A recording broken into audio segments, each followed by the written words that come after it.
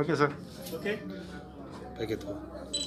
రోజు పంచాయతీ ఎన్నికలు వచ్చాయి. రాష్ట్ర వ్యాప్తంగా తెలుగుదేశం పోటీ చేసే అభ్యర్థుల్ని బెదిరించడం, దాడులు చేయటం, అరాచకాలు సృష్టిస్తున్నారు. రాష్ట్ర వ్యాప్తంగా రాష్ట్రంలో పంచాయతీ ఎన్నికల్లో అధికార పార్టీ దాడులు పెరిగిపోయినాయి, దౌర్జన్యాలు పెరిగిపోయినాయి. వాళ్ళకి వంత పాడేదానికి పోలీసు రెవెన్యూ తయారైపోయినారు. ఇది మంచి పద్ధతి కాదు.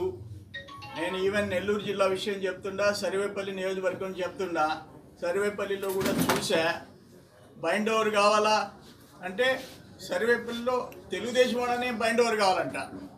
అది ఏం చట్టమో నాకు అర్థం కాలే. గతంలో ఎప్పుడైనా ఎన్నికలు వస్తే ఆ పార్టీలో 15 మంది, ఈ పార్టీలో 15 మంది సమస్యాత్మక గ్రామాల్లో ఇద్దరిని తీసుకొని వచ్చి అయ్యా మేము ఎన్నికల్లో గొడవ పెట్టమని చెప్పేసి బైండ్ ఓవర్ సంతకం పెట్టించుకునేవాడు. ఈరోజు అది కాదంట, మొత్తం తెలుగుదేశం వాళ్ళు రావాలంట. నేను చెప్పా, ఎస్పీ గారికి చెప్పా, డిఎస్పీలకు చెప్పా, ఇది పద్ధతి కాదు.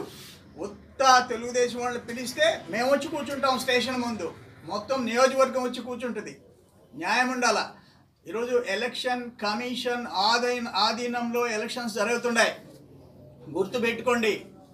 కాకాని గోవర్ధన్ రెడ్డి ఆధీనంలో కాదు, లేకపోతే ఇంకొక ఆయన ఆధీనంలో కాదు.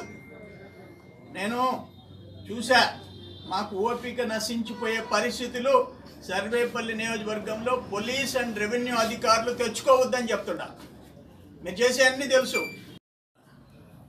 సిగ్గుండాల చెప్పుకునేదానికి. అక్కడి నుంచి మొత్తం ధాన్యంలో సగం ధరకు అమ్ముకోవాలా. మీకు రెండోసారి ఓట్లేసి గెలిపించినందుకు పుట్టి 16,000 ఉంటే 8,000కి అమ్ముకోవాలా. సిగ్గుపడాలా మీరు. ఇక ఇవన్నీ ఉన్నాయి, మా టైంలో చేసినవి ఉన్నాయి. ఇవన్నీ చెప్తాం, అన్ని ప్రజలకు చెప్తాం. నేను ఒకటే మాట, ధైర్యంగా ఉండండి. పంచాయతీలకు పోటీ చేసేవాళ్ళు ధైర్యంగా ఉండండి. అడ్డంగా తెలుగుదేశం వాళ్ళు ఎవరు సంపాదించలే, ప్రజలు కూడా అర్థం చేసుకోండి.